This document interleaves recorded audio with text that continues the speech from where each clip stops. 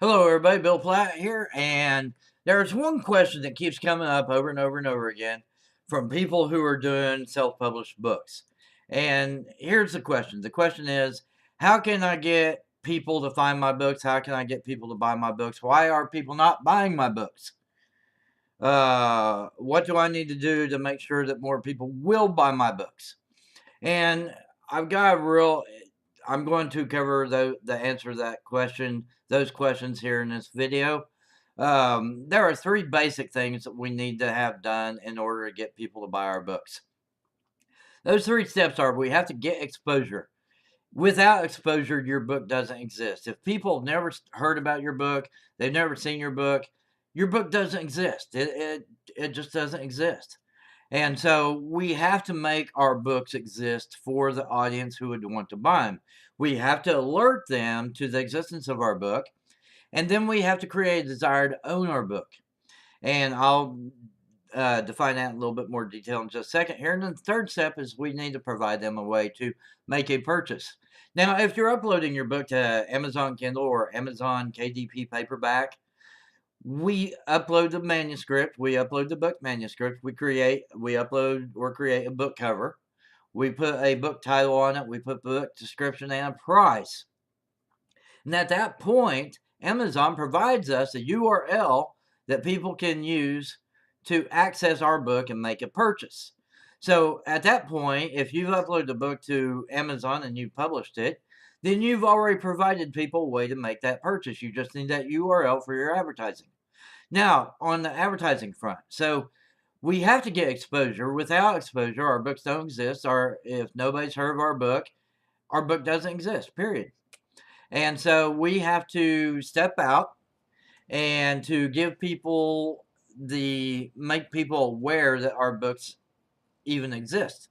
So whether we're doing Facebook posts or we're doing paid advertising on Facebook or we're using book announcement groups on Facebook or we're announcing on Twitter or putting our book cover on Pinterest and putting a description with a thing there, or getting an ad and mailing where they're announcing books to consumers. It doesn't matter. Or even a YouTube video for lead generation. And so here's the thing about like YouTube. There's only a few things we need to convey in that video, and you don't have to worry about whether you're ugly like I am. I'm ugly, and people watch my videos anyway. I have a less than perfect voice. I'm not trained for audio work. I don't have the discipline to get through my messaging without using a lot of ums and ahs. It drives me nuts, but that's the way it is. And so I try not to do that, but I do it. I know I do. And you know I do because you listen to me. So my presentation isn't polished and my face isn't polished. So what is it that makes my videos interesting to watch? Well, part of it is the tone and message and inflection I use in my voice. How I communicate the message to you is the how I communicate is often more important than what I communicate.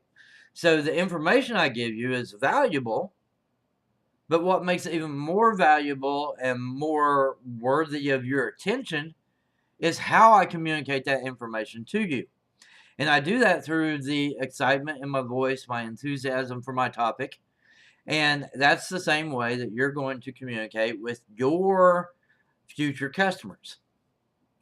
So when we're looking to create a desire to own, ideally, we want to do that in the same step as we are getting exposure. So in the perfect world, I can do a 2-sentence book description and communicate the value of that book to my reader or to the consumer.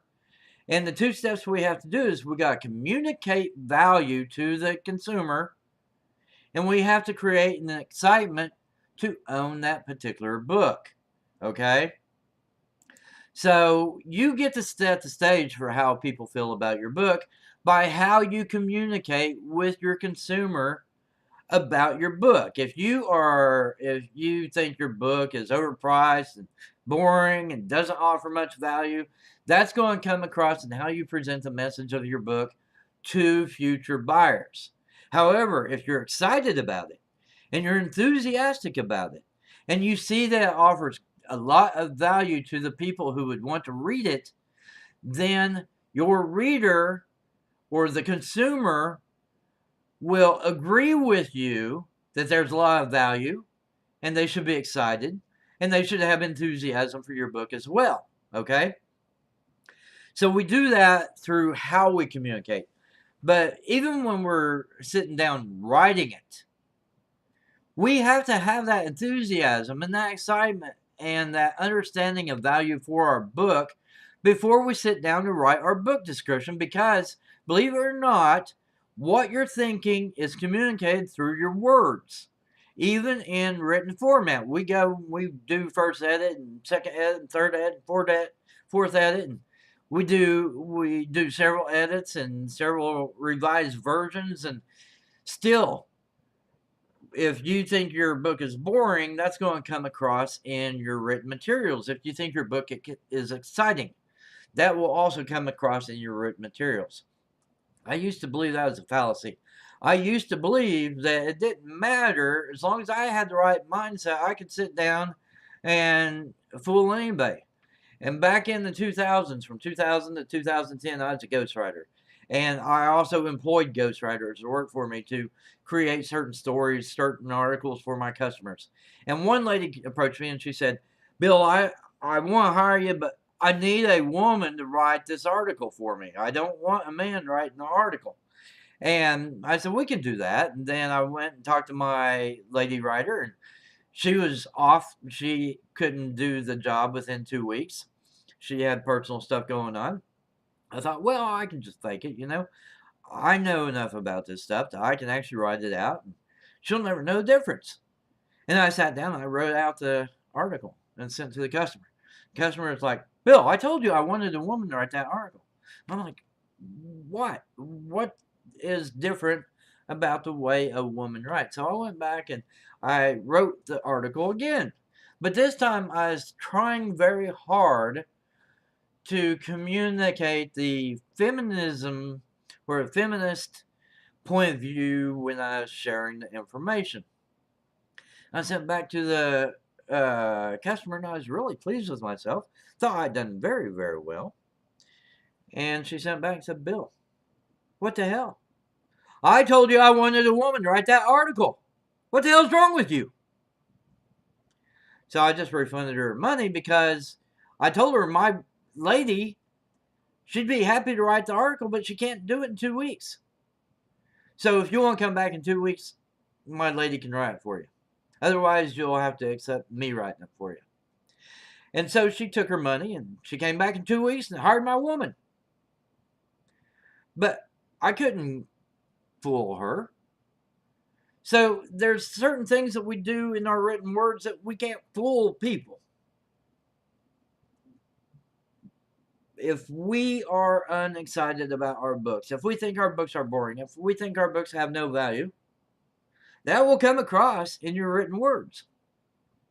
If, on the other hand, you think there's a lot of value in your book, and the people who will read your book will receive great benefits from having read it, or they will be entertained by having read it, or their lives will be improved from them using your journal, diary, planner, coloring book, whatever, then people will understand the value available in your book. And if you're excited when you're sitting down writing everything up and you're enthusiastic about the value of your book, that will come across in your written words. That's just the way it is. Your words will always reflect what's going on right here and right here in your heart.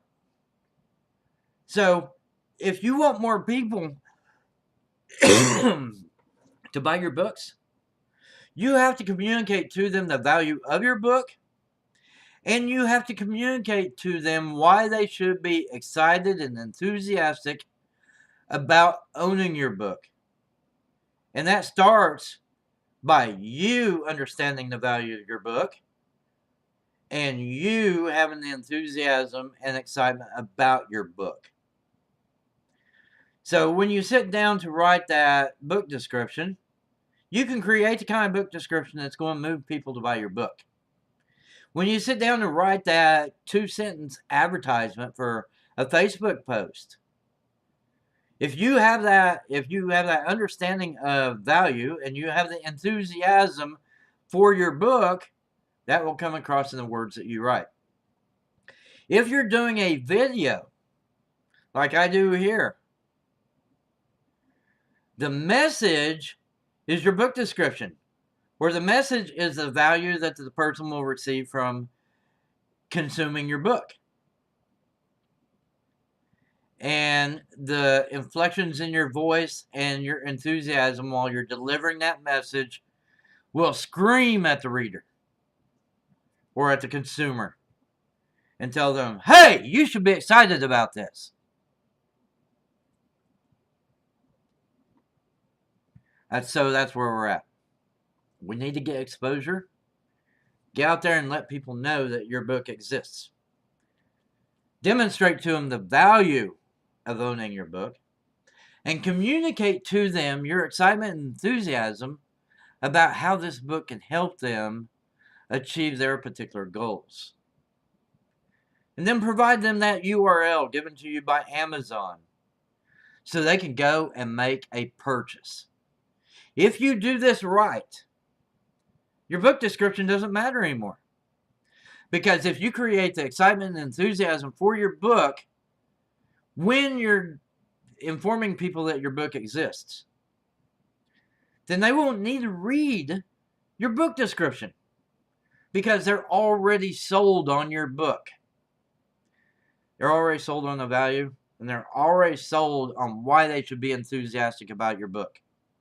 So when they click that link and go to your book listing, they don't have to read the book description or the book reviews.